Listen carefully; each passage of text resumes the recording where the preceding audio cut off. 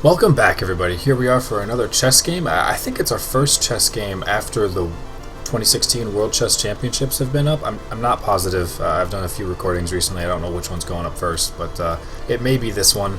And if World Chess Championships sounds interesting to you guys, there's probably a bunch of videos up there if you want to check some of it out. It was pretty cool. It was pretty entertaining. It took a very long time, but it was fun all the same. And this video. Spoiler warning up front, this video sucks. This game is bad for both players. It is awful, and there's a couple of good moves, but there's a lot of bad stuff in here too. So just preface it out there. This one's not a good video, and we're just gonna kind of get right down to it. So what makes this video so bad? Well, I'm leading off with King's Indian Attack, and I have never played it before. I've never even looked at it before. I figure I'll just go through the motions, and at the very least it's a defensive position, so as long as I'm not losing, I should at least be able to play an even game until we get far enough down the line where the opening no longer matters, and just try and play chess from there. But I have no idea what I'm doing, and it's gonna show. So I'm just kind of going through some of the motions, and he's alright, well that's fine, you know, put your bishop out there, I'm just gonna defend it anyway. And we're both at this point just putting out putting out some opening moves, put out some pieces, move some pawns, and I start off getting a little tricky, and I'm like, alright, you know, maybe this is pretty cool, maybe this isn't so bad after all. I'm gonna give him a free pawn right here. It'll obviously, if he takes it, open up the queen, or the center a little bit for the queens. It'll give me a little bit more control over the center, but more importantly, it's going to open up this diagonal so I can get a free rook, which, since he didn't move his horse earlier, he moved his bishop. I'm going to try and capitalize on that. I've been really good at that recently, seeing what somebody moved and then what they could have moved instead, and then doing something to capitalize as far as like, well, you didn't do that, so now it's a weakness and I'm going to exploit it.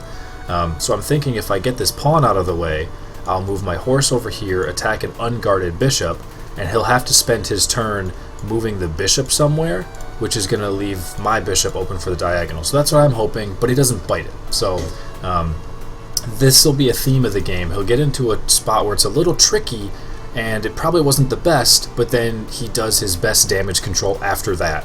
So he does a good job with that. I'm still going to, however, go after his bishop over here, make it move somewhere else. I am losing a little bit of time by using the same piece twice, which I know is bad, but at least in this case I'm forcing him to move the same piece twice as well. So we kind of both lose time in this regard, and I do start defending this pawn and recovering it as well. So if he does end up taking it just a few turns later, I'll be able to take it back, as opposed to if earlier it would have just been free and I'd have to recover it at some point. So he does move his bishop, and I just make a developing move, bring out my knight. I mean, I can't push this pawn. I don't want to push this pawn just yet, because I want him to go for this, and he's more likely to go for it if it's not defended by pawns. Plus, at the same time, if I do defend it with this piece, you know, if he takes and then I take, he's able to take my queen, and I have to mess up my castle for it. So I want to castle before I push this pawn at all to free up my dark squared bishop. So I'm just making a random developing move, and he proceeds to go after my horse, which maybe that was probably part of it, was baiting him into pushing, because this knight doesn't really have a great spot to go. Sure, you can go there, but he's not going to accomplish anything. He's just going to get kicked away by a pawn. Can't go here, can't really go there, though I guess I technically could go here and just do some trades. That's not what I'm looking for. And obviously anything on the corner is bad, so it doesn't give me a lot of good places to go. And I figure, you know what, now that he has opened this diagonal, I'm just going to accept the trade and go for it. Because if I take my one turn to do something and move it somewhere safe, maybe he just blocks it off. And then I can't get my advantage whatsoever. Or if he develops the horse at any time, then I'm not going to be able to do anything for it. I guess maybe I could pull the trade right here, but I think him pulling up this and then just developing his horse somewhere else, since I don't have any control of the center with the pawns, is probably where he would go. And I decide I'm just going to go for it before his rook can move, before he can do anything about it. I'm just going to take it. So I lose my knight, and then I take his rook. While I possibly could have waited, if he develops his horse out here, it then creates a nice little defense between those two pieces. Maybe I could take with my knight and he trades and I still get it. I'm not sure how that works. But I couldn't quite see everything in time. If he were to have spent one extra turn developing, if I responded differently, I just figured I'm just going to take it immediately, let him have his pawn down here wreak some havoc on me, and it gives me a chance for a free development. I could have taken it with the queen. It would have potentially forced a queen trade, and I get a slight tempo boost for it. I just wasn't quite ready. I figured if I've got the material advantage right now, I'm going to keep my queen on the field. Maybe there's some attacks I can get going now that I've got all sorts of pieces kind of lined up. Maybe I can do something with that and keep the queen for now. So that's where I decided to go. So now we've both lost a pawn, and he's lost a rook, and I've lost a knight, and it's just really, really ugly at this point. But that's where we are. I guess it's a little bit uglier for him. He still has two pieces undefended. My pawns are hideous, but at least my bishop is still here. And neither of us obviously have castled. So he attacks my knight, which is in a pretty precarious position for now. I don't really want to retreat it anywhere. I definitely don't want to retreat it here, here, or here. I don't want to take the pawn this time. I definitely don't want to go there. I can't go there. So I'm looking really at these two options, and I guess I could pull him all the way down, but then the bishop is just gonna stop anywhere that the knight wants to go if he's on this square right here. So I figure, you know what, I'll just sacrifice the knight, since it's gonna help me get my bishop out of here safely anyway, which is what I want. And by giving him check, it's also going to force him to return his knight to block said check. So I'm like, that's alright. It gives him sort of a half tempo because his knight hadn't been developed and I had spent 2 moves on my knight, and then they trade out. But again, I get a little bit of that back by causing the check and forcing him to move his knight. But he doesn't move his knight.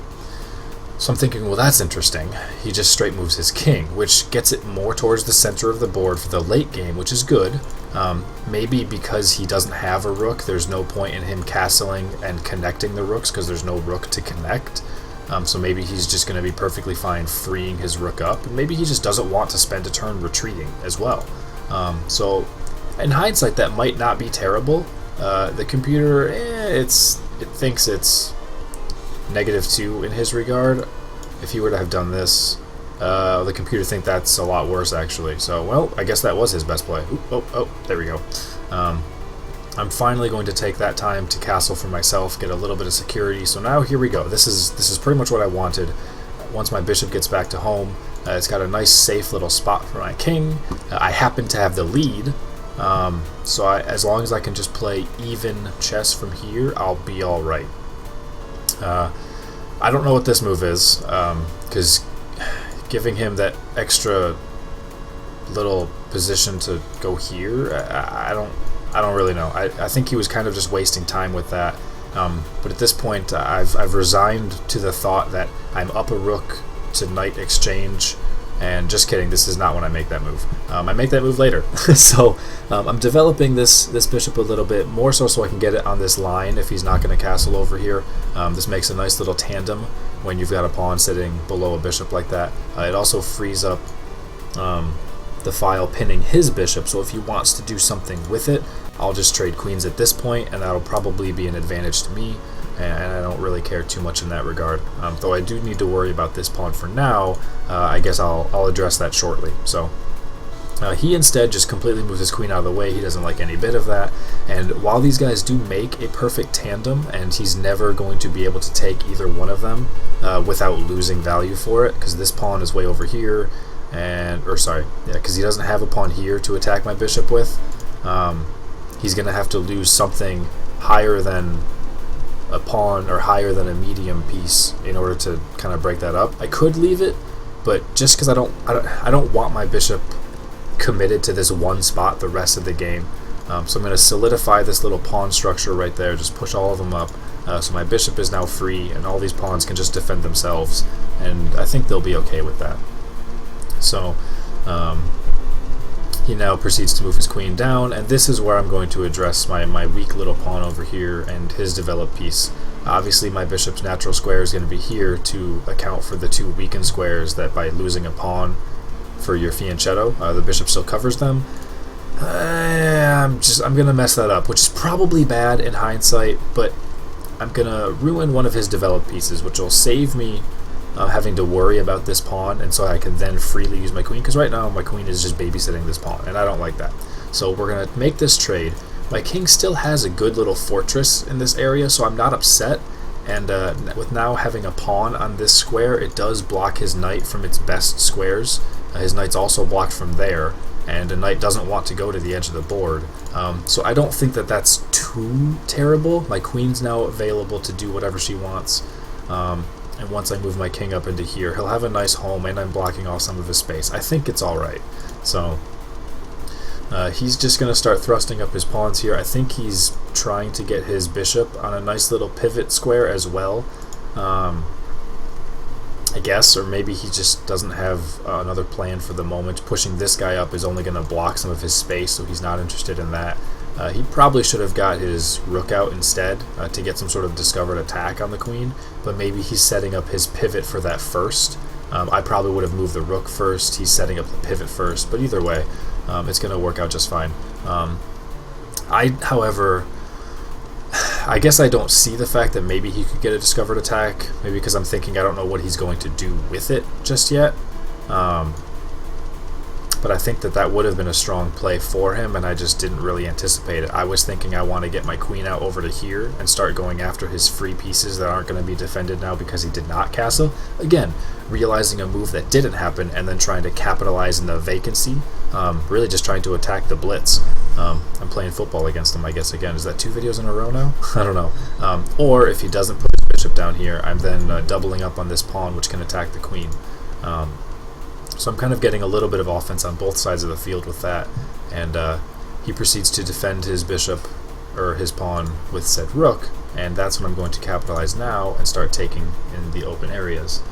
And his only real option that he thinks is to defend it back with the rook, which is great for me. It gives him a nice waste of time. He spent 2 moves to move 1 square over, and it doesn't even work.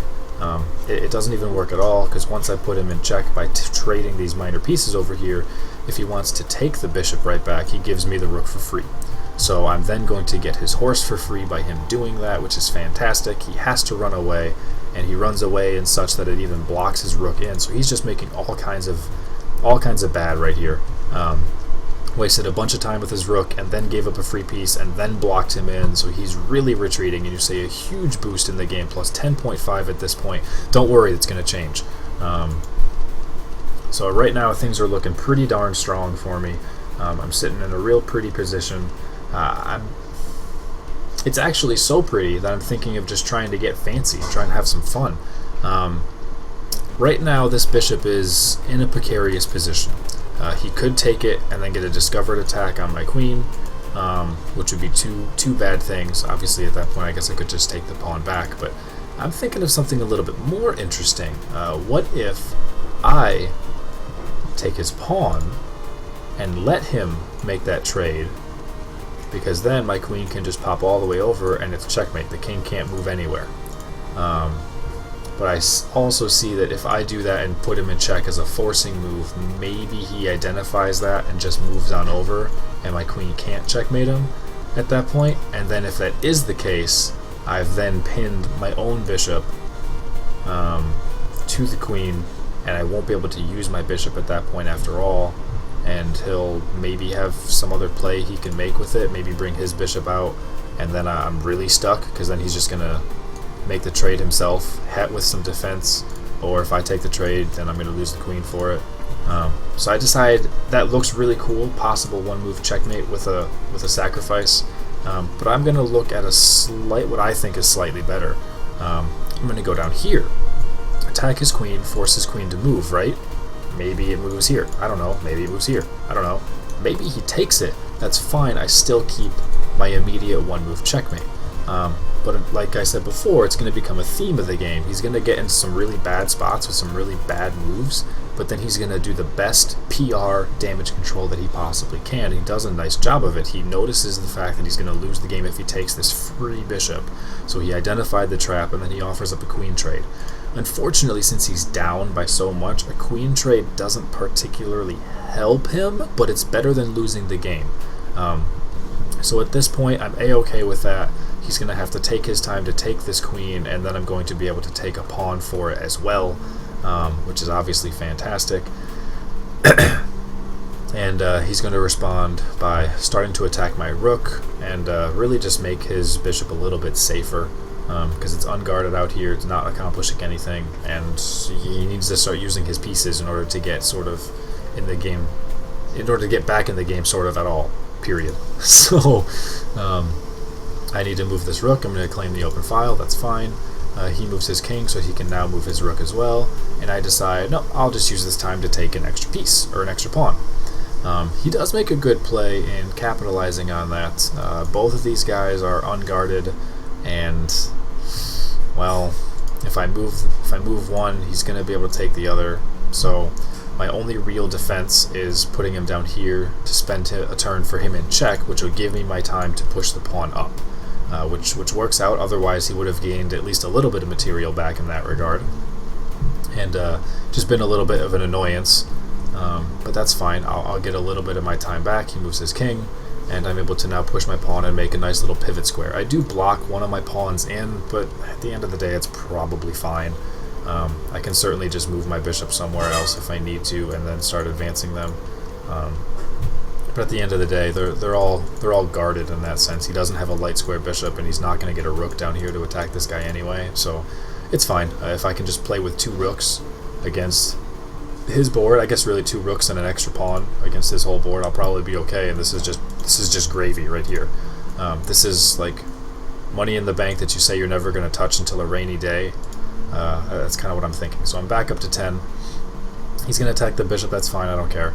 I'm moving my rook up to a light square so that I can double it. I don't want to do it to any dark square because he could attack it and just make me have to do other things. It's really irrelevant. I guess I could have gone there. I don't know. Whatever.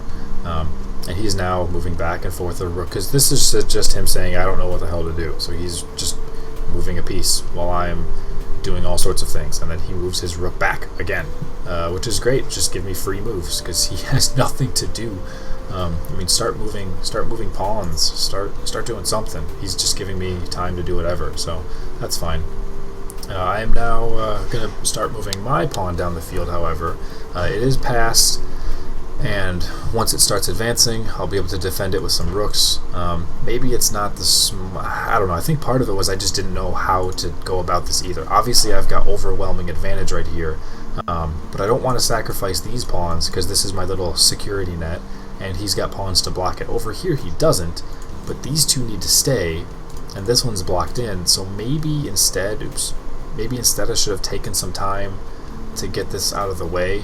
This pawn's guarded for now, and then start pushing it. But then he can go back here and take it. Well, no, because I can push the pawn again, and now my bishop is guarding it again. So I probably should have pivoted a little bit instead of just pushing this guy solo without pawn help when he has pawn help available. But whatever, that's what I chose. He's still just kind of wasting his time doing his thing, no big deal. I'm just going to keep marching this guy on down. His king is blocked, he can't help out. And now he's just wasting more time. He's literally moved this piece back and forth like 7 moves in a row. Like, at that point, he should have just forfeited. I don't really know what he's doing. I'm now bringing up one of my rooks since it's defended. I guess really just to... I don't know. I don't know why I did that. It doesn't really stop his bishop from doing anything from where it was in its previous position, because I'm still defending this square, which is really the ideal. I guess I stop his king from going there for whatever reason. I don't know why I feel like that's significant. I don't know. I really don't. So, whatever. And he now takes his time to finally address and attack my passed pawn over here, which now I certainly need to defend. So, I'm going to defend it with this guy, which he proceeds to try and kick off the square, which is fine. But hey, I've got this extra little pawn right here from earlier. and he's doing a good job for me now. He's going to block your bishop, force you to go right back where you started. And now I move over here. I guess maybe what I was thinking is that once I push this pawn up to here, then I can use my rook to clear the space, because if he lets his rook sit here, my pawn will never promote. So I guess that's what I was looking for, so that once I push this rook up and pin his rook to the king, he's going to have to take it, and then I'll get my promotion. Otherwise, if he doesn't respond, I just take the rook, and he can't guard it. So I guess that's really what my thought must have been. It must have just been a 2-turn thought, and now going through the second time, I guess I didn't see that in advance. But now he's going to get a little bit of extra fortification here on this pawn, on this square, so that if it does push, we can do lots of trades or something. I don't really know. Or if I push up, maybe he could just take the pawn at that point. But I'm going to get some more fortification down here as well. Continue to block off this square, which is, well, actually, it's been blocked off the whole time, but that's fine. And then he runs away, so I don't know what he's doing, but I also don't know what I'm doing either. Now there is lots of strength and lots of threat going on here. This pawn is super defended, but by him pushing up, it weakened this square. My rook is no longer standing in this line, and the pawn is no longer guarding it either. So while the king was blocked off, it no longer is, and this may cause me some problems. I'm not quite sure. But he decides to attack my rook way down here, force it to move somewhere. This pawn's still defended by the bishop, so I'm not too upset.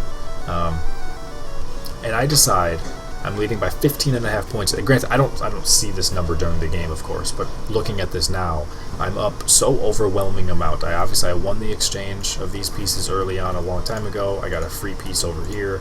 I got a couple extra pawns at some point. And he spent so much time dilly-dallying around back and forth while I got to set up my position as best as I could, as I wanted. I'm certainly up an overwhelming amount. This game has almost no chance of me losing. So I figured, you know what? I don't even want to grant you the time of day to just push my rook up one square to keep it safe where you can never attack it. I don't even want to give him the time. I'm so overconfident in where I am right now that I'm just going to give him that rook and not give a crap. So I move over here. I figure this is going to be perfect. He can't take the pawn because it'll put him in check with my rook.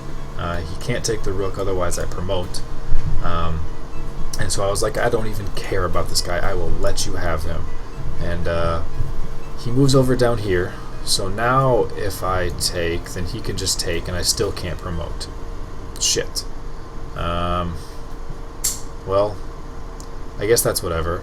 And then also in addition to that, this guy is now free because there's nothing guarding him on this square, and I can't put my rook over here to guard him. So it's just not good. Although him being free at this moment isn't too big of a deal, because if he spends his turn taking that, then I can just take this over here. But then what if he takes, and then he pushes his king back to attack my rook and the pawn? I'm going to have to move my rook somewhere, and then he takes the pawn, and I'm just going to kind of lose everything. So it's all kinds of bad. I probably should have just taken the rook just to get it off the board, and then if I had to win games with just these two pawns and run over here and do whatever, and everything else died, I'd still be okay. So I probably should have just taken the simplification. And we see from plus 17, I think that's the high, plus 19, it's the highest I get approximately. I decided to try and save this bishop. Try and get this trade over here so that he would take my bishop instead of my rook, as opposed to all I had to do was just push it one square. But he decides, nope, I'm going to take your free rook. And I decide, well, that sucks. Now we're at plus 5. It's still good enough where I'm going to win the game, I think. But it's all kind of awful. It's like, how did I do this? How did I have such overwhelming presence and then it all disappeared? So he takes the free rook that I gave him because I was arrogant. I was being Goku on him, just letting my guard down. And I decide now I've screwed it all up, so now I do just need to take his pieces. I've pretty much given him a free rook at this point. Well, literally I have, since I used 2 to take his 1. So that's pretty awful. And I've got just a tiny bit of defense on here, but once he pushes this pawn, it's not going to be there anymore. So maybe what I should have done was push this guy? I'm not sure. because then when he pushes, he gives me one more flight square, but then he just has to push again. So I don't think there's anything I could do about it to save it. So I just started advancing up this pawn, since it was now being attacked, make sure that that's free or safe, being on a light square, and he goes after my bishop. There's not really a whole lot I can do. I'm going to lose one of these pieces now, and I can either push this pawn to promote it and have him take it and then save my bishop, or I could try and trick him into thinking, hey, take the bishop, and then my pawn can promote. I'm going to go that route. I'm going to leave this as a poisoned trap right there, see if I can't get anything to work on it. And I know now that I need to get my king over to this side of the field so I can win the game with my security blanket. Like I said, with savings in the bank, when everything goes wrong on a rainy day, it looks like I'm going to have to win the game with them instead. So I need to get my king over here and leave this trap there. But again, he doesn't bite for it. So he's done that 3 or 4 times now. And he also realizes that this is his opportunity. So once he puts his bishop there, it's really going to block me from advancing at all. There's not going to be a whole lot that I can really do about it. So I proceed to go after him, but he blocks me off. I'm still leaving this tension here of this poison pawn, as I'm trying to chase down this guy, and he's not having any of it. But then he makes, maybe it's not a mistake, because I was going to get there in just a couple of turns. And so then he would have kind of been forced to take after it. But at this point, since he has taken the pawn and I didn't do anything for it, maybe I should have just pushed it and at least been able to save my bishop. At this point, I'm not able to save the bishop. So I have lost all of the multiple piece and pawn advantage that I had. I am now left to just 2 pawns. So I gave him all of these pieces. But at this point now, yeah, we went from plus 20 to plus 5. Well, it's still going up, plus 6, plus 7. But I was really choking it away hard. There wasn't particularly a threat of me losing, but I definitely barely squeaked out a win where it should have been so decisive. It was pretty bad at the time. He actually resigned right here, so there's no need for me to figure out the slow, methodical way of advancing both of these friends into being double queens, which I probably would have gotten. But it was pretty ugly. So I definitely screwed a lot of things up. But he didn't watch some of his pieces very carefully either. Thankfully, because this probably was a game I did not deserve to win if I was playing against a better opponent. But who knows? I mean, if I was playing against somebody who made different moves, then I certainly would have made different moves too. And there's no way to go about it. But I wasn't really happy. I was happy that I escaped with a victory, but it was ugly. It was bad. And I have no plans to do King's Indian attack again for a very long time. So, anyway, guys, thank you all for watching. Hopefully I'll catch you soon. Take it easy, everybody. Peace.